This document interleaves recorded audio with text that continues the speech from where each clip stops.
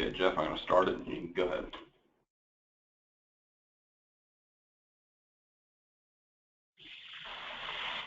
Good morning, and welcome to mLevel's ongoing webinar series. Just a few important items before we begin the webinar here. If you have a question or issue during the presentation, you can type us a private note by using the questions feature in the questions panel. Make sure that we're showing that on the screen here. Yep. Or if you can use the raise your hand functionality by clicking on the hand icon, and we can open up your phone line so that you can ask your question to the group. With that, I'll hand it over to Bryan Austin to get us started on our webinar today. Good, thank you, Jeff. Today we're going to speak a little bit about using brain science to motivate, engage, learn better. We've done a little bit of review of research and putting this together, and we're going to actually show how elements of that have been designed into mLevel. So I'll be going through the webinar with you folks today. Thank you for attending. I was introduced to everyone on last month's webinar. I've been around the learning and development industry for over 25 years and recently joined mLevel as the VP of Product Evangelism. And it's a pleasure to meet everyone on the webinar this morning. What we want to do, since we're talking a little bit about brains, is start with a few quick polls to kind of get our brains going on this webinar. The theme of the webinar is using brain science to motivate, engage, and learn better. So would like to do a couple of quick polls to actually see where each of your organizations stand in developing learning that does each of those three things. So I'd like to see if we could get the first poll teed up, which is going to be relative to the motivating learning. And let's see, I'll need you, Josh, to let me know if it's displaying. I'm still seeing the slides. Yep, we're good, by the way. Okay, awesome. Cool. Well, how well does the majority of your learning motivate on a 1 to 5 scale? 5 being best, 1 being not best. But I'd like to have you folks select one that you think most candidly and honestly reflects the majority of the learning that is deployed to your workforce. I'll just give everyone a few seconds here to select one. And let's give about another 5 or 10 seconds. And then, Jeff, if it's okay, I'll have you kind of review the poll results since I'm still... They're actually up right now. Cool. Yep, so Josh actually put them up. So we have 0% 5, we've got 20% 4, 70% 3, 10% 2, and 0% 1, which is always good. Okay. So a little bit of a bell curve on this one as it relates to learning that motivates. Let's go to the next one and talk a little bit about engaging learning. And go ahead and post the poll. Same thing, 1 to 5 scale, 5 being learners are highly engaged and their post-learning performance shows it. Please go through and select the answer that you think most honestly relates to how engaging learning is in your organization as a whole. We'll give you about another 5 or 10 seconds to select one and then have Jeff review the poll results. Yeah, it looks like some of our text got cut off, but you can kind of get the gist of it there. So the poll results are in, and we have 0% at 5, 22% at 4, 44% at 3, 33% at 2, and again 0% at 1. So sort of that same bell curve going on again. Okay. Excellent. Well, thanks for the input, everybody. Let's go to the third and last poll here to begin and really talk about learning effectiveness. Again, 1 to 5 scale. And I've actually included in some of the answer choices some information around Kirkpatrick's 4 levels of evaluation. So this just in answering this, as you go through and select the right answer, we're not necessarily asking what level of Kirkpatrick you are, but kind of, how effective is majority learning based on information that you have, either via Kirkpatrick or via other means. And I'll give you another 5 or 10 seconds, and then Jeff can recap.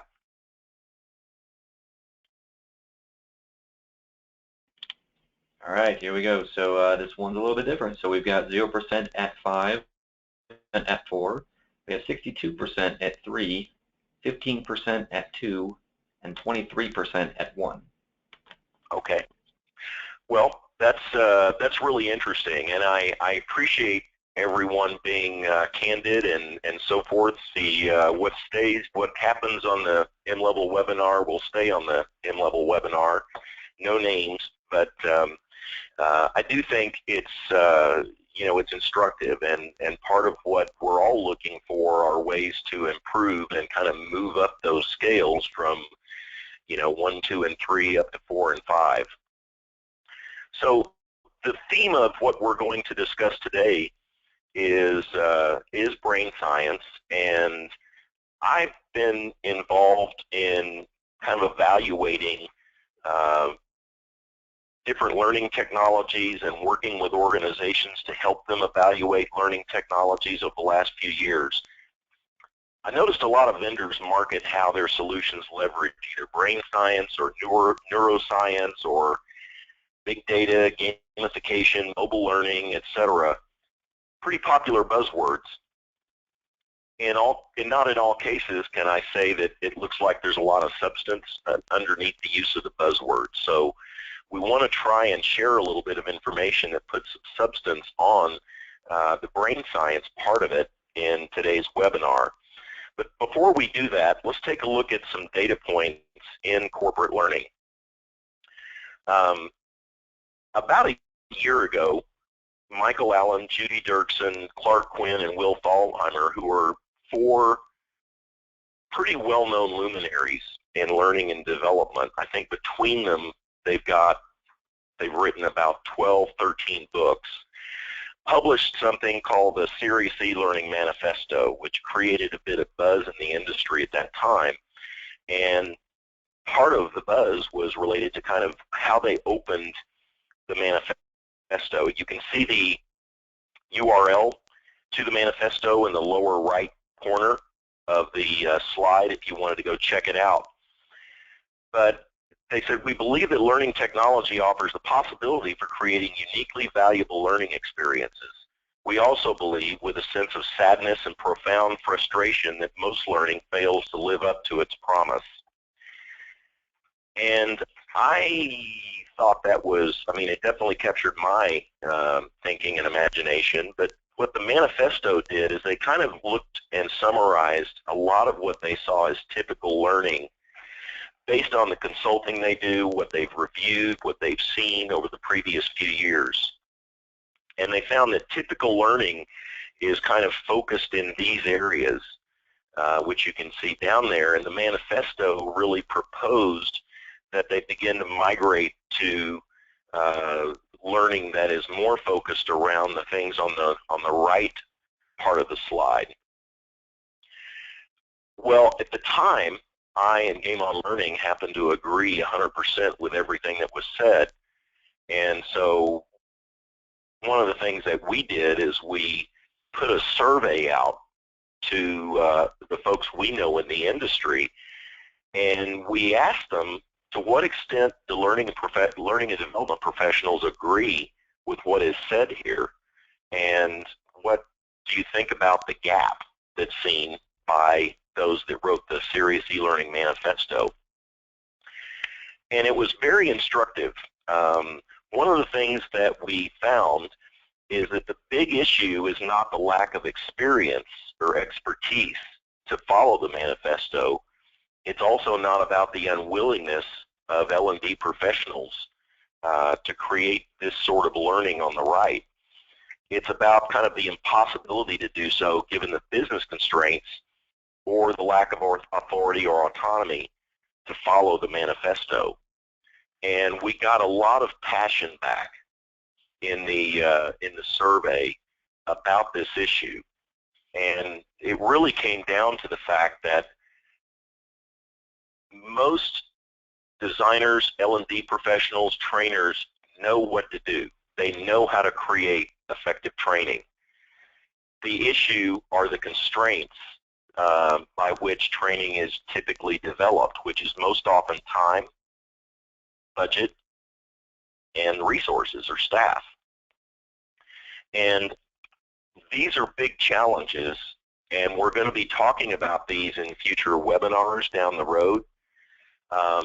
But a lot of the things that drive the polls that we asked at the beginning, from having almost every organization, be it a 4 or a 5 in each of those 3 areas of motivation, engagement, and more effective learning, relate to those constraints: time, budget, and resources or staff. So again, we'll keep this up as a theme over future webinars, but the main thing is really to say, well, what can drive more effective learning? And we're going to spend the balance of the webinar talking about this, given the fact that those on the webinar, as well as some of these well-known industry folks that we talked about with the manifesto, feel like there is currently a gap. So let's talk about that a little bit.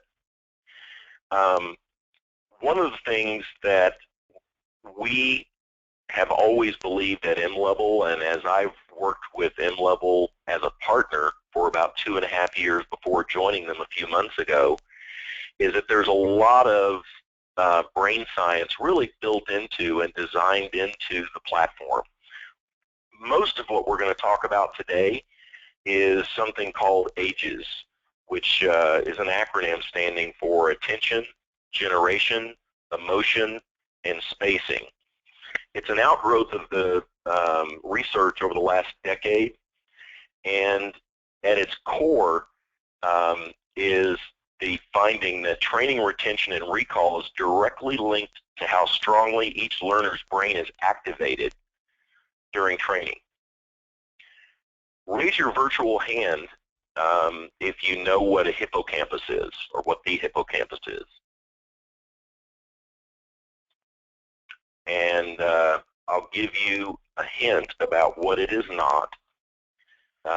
It's not a place where hippos go to study, but it actually is a part of the brain that is really important in terms of being activated to make learning effective and to make it happen. So we'll talk a little bit about AGES as we go through, and we'll cover each of these 4 areas. We're going to spend the most time in this webinar talking about attention of the 4 areas, because I think this is probably the most pervasive issue given the pace that we all do our work in these days. I think that attention really has to do with focus in the AGES model, and I think all would agree that it's a lot harder to manage attention during training than ever before. It is very difficult to get people to focus. There's a big issue with multitasking, and this really relates just as much to one form of training or learning as it does another: classroom, virtual classroom, online. Multitasking is a big challenge, and even when they're not multitasking, are they really there? This is really the crux of the attention challenge. For learning to happen, there has to be really deep focus, and you can see a few of the things that are important in engendering that focus: relevancy, being engaged, which we hear a lot about, learning engagement, and the fact that learning must be active, not passive. So what we're going to dig into a little bit are some of the things behind attention. And based on my own experience, as well as those of others, I think a lot of the attention issue relates to challenge and the intensity of the learning. And we're going to explore that a little bit. I'm sure most of you are familiar with Elliot Mazie. Hopefully many of you attended his Learning 2015 conference a few weeks back in Orlando. It's one of the most well-run and thoughtfully put together conferences in the industry. A couple of years ago, he wrote an article that I found very thought-provoking. And there's a link to it here. We'll have the slides up after the webinar. And if you want to get the slides off of the site, the link should work. You can access the article. But it was basically learn with intensity. And I'm not going to recap all of the article here, but he does talk a lot about different levels of designing in intensity into learning, relating to the content struggle or how difficult it is for the learner to assimilate the content, evaluation and assessment, how tough is the assessment, what percentage of the learners pass or fail first time through. Transfer is, will they actually be able to implement the outcomes when they return to work? And then learning brand, which is more, do they feel like they survived or mastered this activity, or will they just see it as another modular video segment they experienced? I asked Elliot if I could write an article about his article, and he was kind enough to say that I could. We actually have that article on the mLevel website, and the link is there, but it'll be accessible in the slides post-webinar here. And it was called Learning Intensity, Are We Setting the Bar Too Low? And in that, I really reference Elliot's article, but then get into the notion of gamification, game-based learning, learning sims, things along those lines, and talk about the high level of interactivity, the value of competition, the ability of games to evaluate each learner's interaction, and the fact that playing games simply create a better learning mindset. So if you're interested in some of the background as it relates to challenge and intensity, those might be a couple of really good articles to reference. So the next point here is, how is mLevel designed in attention? So what is it about this particular solution that relates well to attention as part of the AGES model? And there are several things here. These are a few of them.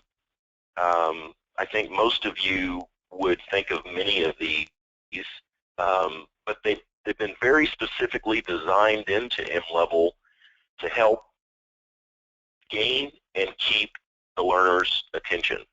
Short, high-impact games, and I think the use of games and not just gamification is a really important distinction. In future webinars, we'll talk about the fact that as you compare the sustained impact of gamification versus game-based learning, there is a big difference over time in the level of games as opposed to gamification to be able to sustain attention. One of the things, if you see the graphic there on the right, that I think is very important is kind of the way that we think about learning in terms of three major phases: building and anchoring knowledge, then providing the ability for the learner to cognitively process that knowledge. In other words, I've got the facts, what do I do with them? And then apply the knowledge into specific skills or behaviors. And we kind of categorize some of the activities in mLevel across those three phases of learning to change performance. The fact that those developing the learning can select between timed or untimed activities is really important to being able to develop learning that maintains a lot of attention. Many of the activities or games increase in difficulty and complexity as the learner goes through them. Think in terms of checkpoint, short fuse, etc. A very conscious effort to keep the focus and keep the attention as they play. One of the things I think is important and probably not discussed enough is what I refer to as closed-loop learning that's built into mLevel, and you can see the little graphic here at the bottom about that. The fact that at the end of each gameplay, there are a series of screens that summarize the results, the remediation, and then the third screen is the ability to say, here's what you need to learn more about. You can add this to a study list that loops back into Knowledge Navigator. That's a learner-managed function which closes the loop between the gameplay, the remediation, and further study to then go back and play the game again to improve performance. That's a major thing from an attention point of view, because following that loop actually gives the learner a lot of focus on how to funnel down to just what they continue to need to master as part of their My Study list. So we're going to do another poll now. So if we could put up poll number 4. We want to talk about something else as it relates to attention. So if a class is targeted to the 21st percentile, and we're talking about a classroom group training, virtual or face-to-face, 21st percentile meaning 99th percentile would be the individual that was way at the top of the class, first percentile being at the bottom. So it's targeted a little closer to the less experienced folks in the class than the most. What percentage of attendees will get optimal value from the program? So just select what you think would be the right answer. And for those of you asking if this is a quick trick question, yes, possibly it is. So we'll give everyone a chance, another few seconds, to select an answer. And then Jeff, I'll let you kind of summarize the poll, and then we'll talk a little bit about it. All right, we'll do. Let's close out that poll, and we'll see what the results are. So we have 7% say the answer is 50%, 33% say the answer is 79%, 7% say the answer is 100%, 33% say the answer is 21%, and 20% guess correctly at 1%. Okay, so that was interesting because we got some coverage across all of the answer choices. And yes, it was a little bit of a trick question. I got the idea for the question from a session at the Learning 2015 thing, at the conference in Orlando a few weeks ago, when Sal Khan, who started the Khan Academy, you know, kind of asked that or made that point during his presentation. There's no correct answer because that could vary according to the type of program and things like that, but I thought it was intriguing. His point was, if you're dealing with a class, excuse me, if you're dealing with a class experience and your program or your content is targeted to the 21st percentile, one could argue that the only 1% of people will get optimal value from the program. Kind of interesting. And his rationale for that, I think, probably takes into account a little bit of learning research and theory. Raise your virtual hand if you've heard of the name Mihaly Csikszentmihalyi. It's a mouthful. But if you have and you know who this person is, raise your hand.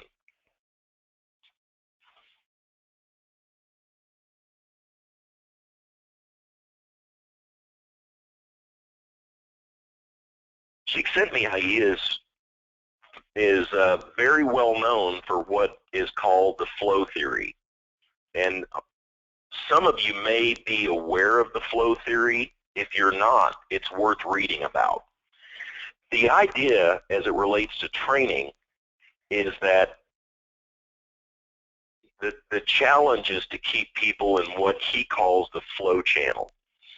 You want to have enough challenge in the learning, and this relates right back to what Elliot Mazie wrote about in that article, etc. You want to have enough challenge in the learning to balance people so that they're not anxious or frustrated, and they're also not bored. In classroom training, that's really hard. It's hard in all forms of training, but it's particularly difficult in classroom training where you may have a dozen, 20, 30 people. They're all at various levels of understanding, experience, etc. And the challenge for the trainer is often, you know, am I going to go as slow as the slowest people in here, in which case the boredom level will be very high, or do I go at more at the rate of the more advanced people, in which case the anxiety or frustration level will be very high. Managing that is a really difficult thing. And one of the things that we've talked about a little bit in recent webinars and been talking to some clients about is the notion of using mLevel to level up participants before they get to the class. If you're a trainer and you think about how often or how much time during a class you spend getting people up to the same level, perhaps as it relates to terminology, technology, acronyms, other forms of things where the people that have been with the organization a little longer might know them, those that have been with the organization less time might not. Being able to get everybody on the same page as it relates to certain elements like that, it won't necessarily keep all students in the flow channel for the entire class, but it will measurably narrow the range of different knowledge levels present when the class begins. So all of these things relate to attention. They all relate to focus. And I think all of the things that we kind of talked about, from Mazie's view of learning intensity to the flow theory, are really important to consider as it relates to the attention in the AGES model. Any questions so far on what we've covered relative to attention? As I mentioned, we're going to spend more time on that than the other three: generation, emotion, and spacing, because I do think it's the most pervasive problem. Jeff, no questions yet, Brian. Okay. Yeah, no questions yet, so you're doing well. All right. Well, hopefully the information that we've shared thus far is helpful, and we've tried to relate that to some things that are designed in mLevel to help with the attention challenge in learning. So now let's go to generation. Generation really relates to the need for the learner to make their own meaning. And this is important for retention. In learning, we obviously want each learner to assimilate the knowledge and be able to apply the knowledge. But for retention to happen, they actually need to make their own mental context into which to put that meaning. And that's a really important part of this neuroscience aspect of effective learning. So you can see some of the things that are summarized there. It's really taking the active learning that we talked about under attention to the next level, enabling the learner to generate their own mental and memory links, their own mental context in which to embed the knowledge. And part of the ways that that can be done is to involve multiple senses, because each sense has its own set of neural circuits in the brain. So the more of those you can appeal to, the tighter the training can be embedded. It's all really about transferring things from short-term memory to long-term memory. It's really what learning is.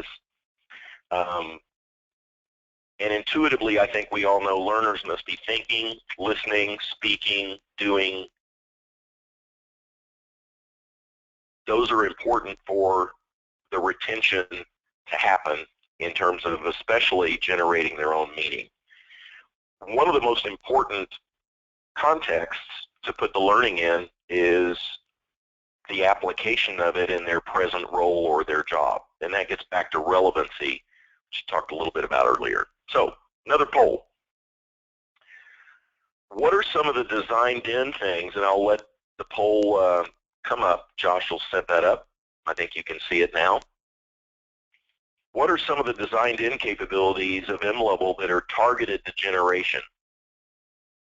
And I'll let each of you take a moment. You can. There may be multiple correct answers on this poll. Give you a minute to select which ones you think are specifically related to generation.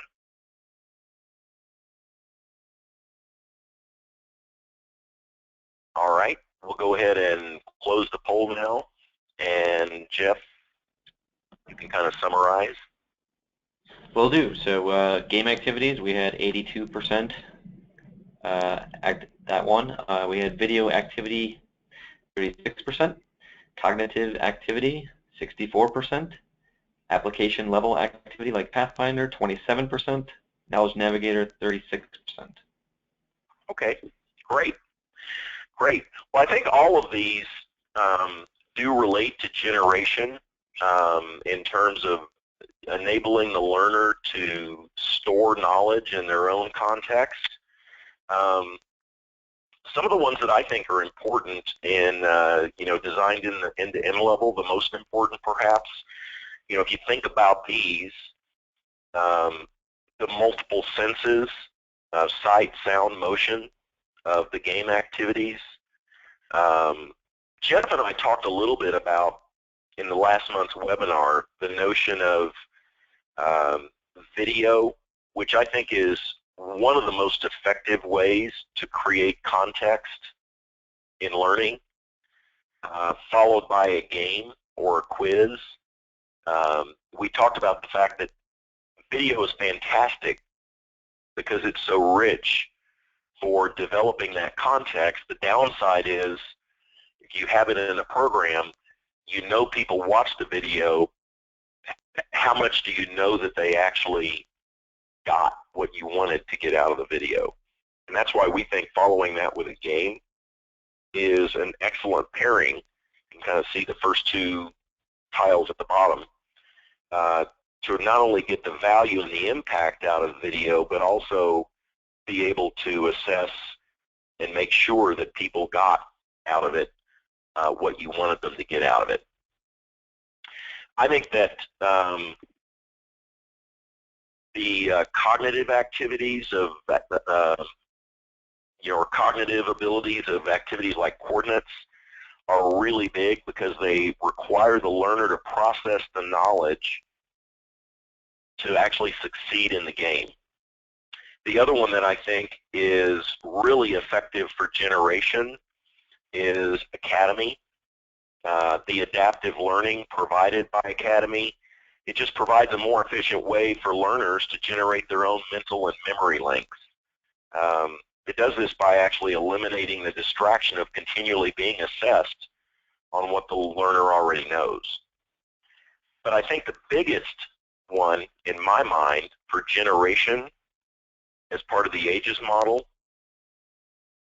is Pathfinder, because it is the most application-oriented, it's scenario-based, and it allows the learner to actually learn how to apply knowledge in a realistic scenario to get the feedback and learn and visually figure out in their head how to apply the knowledge to solve a particular problem or challenge. It allows them to imagine how they could do this. So it's actually taking the learning, merging it with experience that they may have, and very tightly embedding that. I think Pathfinder, as well as the other ones that we've talked about, are huge capabilities of mLevel that relate to generation. All right, I'm going to talk a little bit about emotion, the third leg of the H's model. Emotion is really feelings, and feelings engender much better recall or retention of the learning. The stronger the emotions, the higher their retention. And what a lot of people may not think at first is that the emotions can either be positive or negative. They can either engender feelings of success, but fear of failure is also an emotion that has a big impact on the effectiveness of learning. You know, it's often said we learn more from our failures in life than we do from our successes sometimes. And you know, learning can be a little bit of a microcosm of that. When we think about people's competitiveness, we're really talking about that emotion. We want to make them want to win. We want them to avoid losing. And then the last, you know, couple things there, human interactions between colleagues or between employees and their managers are a big part of engendering emotion. Social rewards are also a big part. One of the discussions we often have with clients is, you know, what sort of rewards can be provided by training. And although I usually like to recommend giving away BMWs or things along those lines, in reality, the social rewards, those that don't really cost the organization anything, but have more to do with, you know, ways to recognize, are just as important, if not more so, than tangible rewards. But the key is really to think about how to fire those emotive responses during the training. And as you may have guessed by now, as you kind of sense the pattern as we're going through this, we're going to ask you, what are some of the ways that you believe mLevel has designed in capabilities relating to emotion? So the poll is open. Could be gameplay, analytics, friendly competition, branding of the mission, ranking. We'll give everybody a chance to select. About another 5 seconds, then we'll close it. And Jeff, if you'd be kind enough to summarize. Okay, we'll do. Waiting for the results here. So we have 8% gameplay, 8% analytics, 58% friendly competition, 8% mission branding, and 17% ranking by groups. Okay, excellent, thank you. Well, again, I really think all of those have a lot to do with emotion. I think these are the things I think are most significant. This is just Bryan's opinion. We didn't have a lot of folks that selected gameplay, but we'll talk a little bit about that as we go. But I think definitely the competitive aspect of mLevel, playing the games, getting the results, seeing how you rank, not only as an individual, but also potentially as part of a group. One of the things that I think is really important, and again, often not thought about, discussed, etc., is what I refer to as the comparative scoring. If you look at the little screen grab on the left, on the bottom, it's the first screen people see after they finish a gameplay. And the competitive, the comparative scoring, the first thing it does is really allow you to compare your performance against yourself, which is really important. And then secondly, how you compare against your colleagues and peers. But I think this is really important. Certainly everyone thinks about the leaderboards and how I stack rank against my other colleagues or other groups.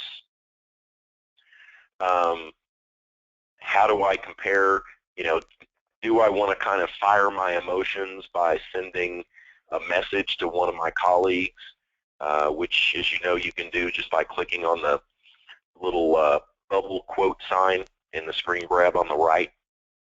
But I think a lot of these have to do with getting people into it. Emotion is a really important part of making learning effective, because it is something that has been proven to significantly fire up brain activity. And that makes me want to talk a little bit about gameplay. I don't know if many of you are familiar with Shoshana Tchaikovsky, but if you aren't, it may be worth reading a little bit about what she writes. She has a lot of really, really good articles about gameplay as it relates to motivation and other aspects. She really kind of looks at it from a psychological point of view, if you will. And you'll see on this graph there are three big circles, and these are the three types of emotive reward that gameplay engenders: achievement, recognition, satisfaction. That kind of makes sense. And then she has, I believe, 11 kind of sub needs, psychological needs, underneath those three big circles, some at the intersection points and some within each circle. We're not going to have the time here to go through all of these, but a big part of what she's reported in her writing is that the needs include gaining knowledge, gaining and improving skills, feeling confident. You'll see competing for rewards, cooperating for rewards. But a lot of this is really fired in the brain by playing the game, gameplay. And this gets back to another thing that we'll continue to talk about in the webinar series of, the whole gamification versus game-based learning issue. Actually playing the game as opposed to going through more traditional learning to earn badges and see your name on a leaderboard, etc. According to her research and her writing, really contributes significantly. And most of what we're talking about here does tie into emotion. Now, we got one left. So let's talk a little bit. We've covered attention, generation, emotion. Now we want to wind up our review of some useful brain science for effective learning by talking a bit about spacing. And spacing really has to do with two things. One is how we chunk things into learning blocks, and the other is the notion of spaced repetition.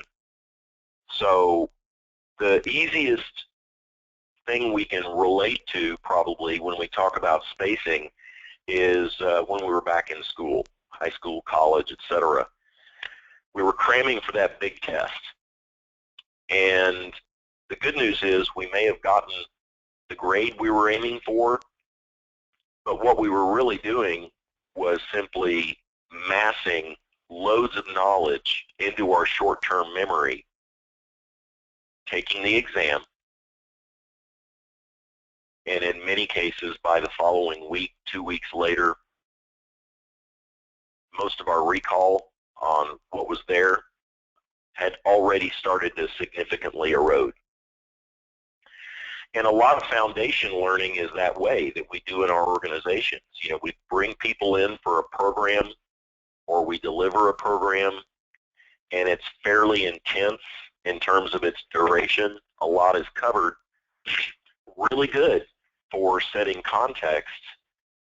But if it's not followed up with spaced repetition, the retention curve in terms of how things drop off is very, very steep. So what the research around ages recommends is the notion of spacing. Retention is much better when we space the learning over several sittings, multiple sittings. And even if you can't do what you'd ideally like to, any amount of spacing is going to make a huge difference in retention. So you can see the last couple of bullets there. I think this is a real key thing that organizations should begin to think about much more in terms of learning strategy. Most key initiatives are more of a big bang, but there's not that much reinforcement. And that's something that I think mLevel can and should be playing a big role in as it relates to learning in 2016 and beyond. So we have one more poll, which we'll post. Which of these mLevel capabilities are designed for spacing? Mission modularity, timed and untimed, weekly pathfinder, 3 to 4 minute activity duration, gameplay. Give people another 10 or 15 seconds. And then we'll go through and Jeff will summarize.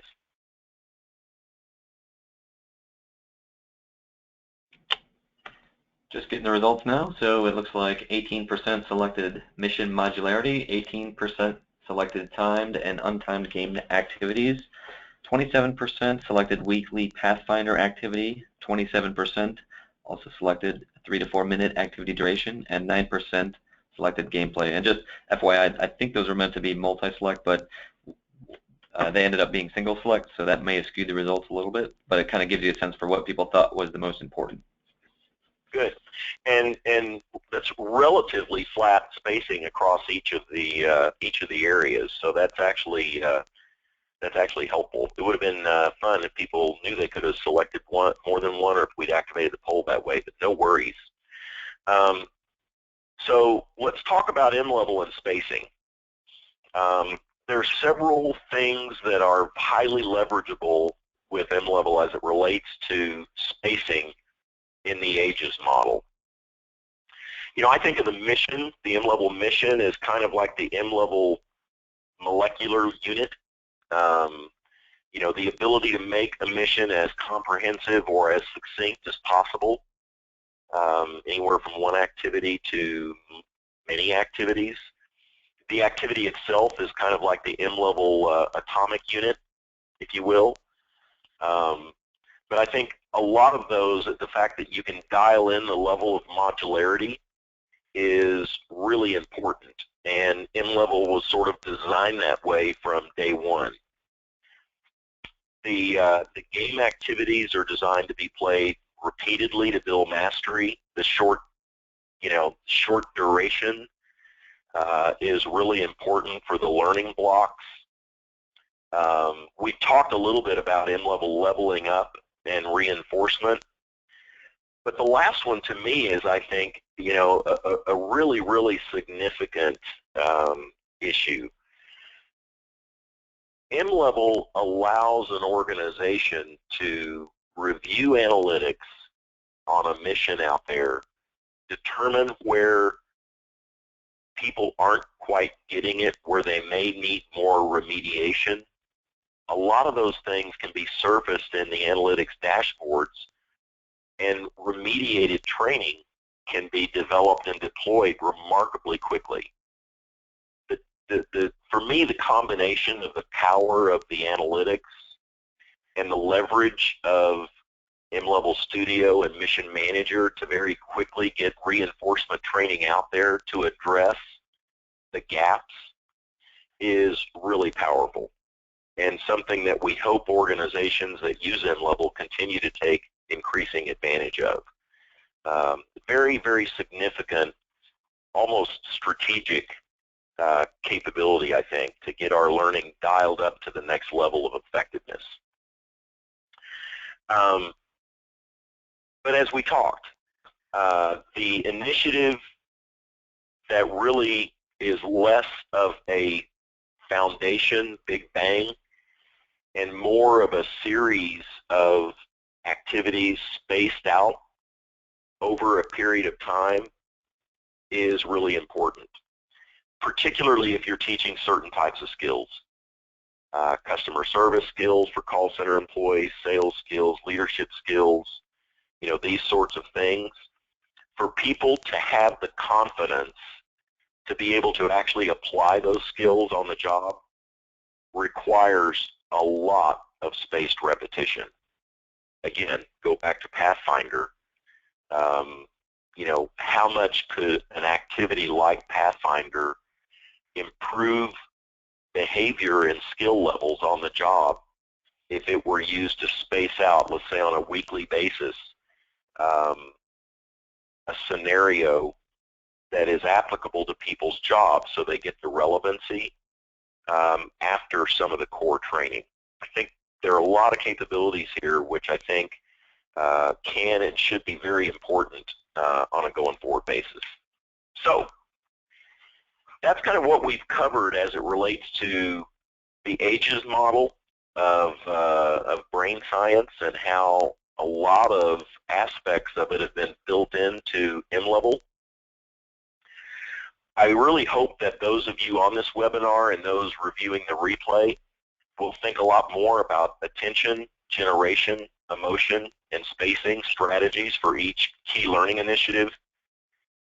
And I think it's also important to think about how can we better leverage mLevel to be able to do those things, not only for standalone learning programs, but either before, during, or after classroom and blended learning programs. We're going to throw it open to see if there's a question or two to answer. We've got a little bit of time left. But I do have one final assignment for you, which we'll get to right after we answer any questions that may be out there. Jeff? So at this point, we don't have any questions, but as you mentioned, we can open it up the floor for any questions. So again, you can either type in a question using the questions panel input box, or you can raise your hand by clicking on the hand icon that's next to your name, and we can unmute your phone. So we can give them maybe a couple seconds here to see if any questions come through. I think, I found the webinar to be very informative, so maybe there's not any questions out there, so we'll find out.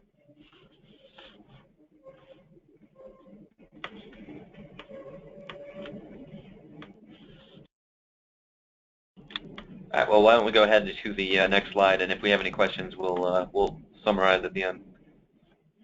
Yeah, that sounds good. No problem. So Great. here's kind of the way that I wanted to wind things up, because we've covered some information here, and hopefully you found it helpful. Hopefully you found it informative. Kind of putting myself in each of your shoes, attending or watching the replay, is kind of like, well, okay, this is good information. What should I do with it? I do think that it's important that as learning and development professionals, we continue to share information like this, and I would encourage you to share the webinar replay with other folks in your organization, particularly those that design learning. I think this is important. We're actually in the latter stages of creating and publishing a white paper around the neuroscience and AGES model, and it should be available within the next week or two. It'll be out of production probably by around the end of this week, and then kind of go into a publishing phase. So give us a little bit of patience on that. But we will make the white paper available to all the folks on the webinar here, and we hope, again, that you'll share that with the right folks in your organization. It's important to discuss this topic with your colleagues. For anyone in the polls at the beginning where we were asking about learning that motivates, engages, and is more effective. I know all of us that that didn't give 5s across the board. We want to make learning better. We want to make it more effective. It's the way that we can really impact the performance and the success of the organizations we're a part of. And so I think creating forums where this type of information can be discussed is really important, and we hope that this can be a useful tool in facilitating those discussions within your organizations. So, Jeff, I'll see if we developed any questions. If not, we'll go ahead and wind it up. Nope, we're all good on our end. No questions. Okay. Well, thank you, everyone. It was a pleasure to be able to share this information with you, and we hope you have a great rest of your day and week. Bye-bye.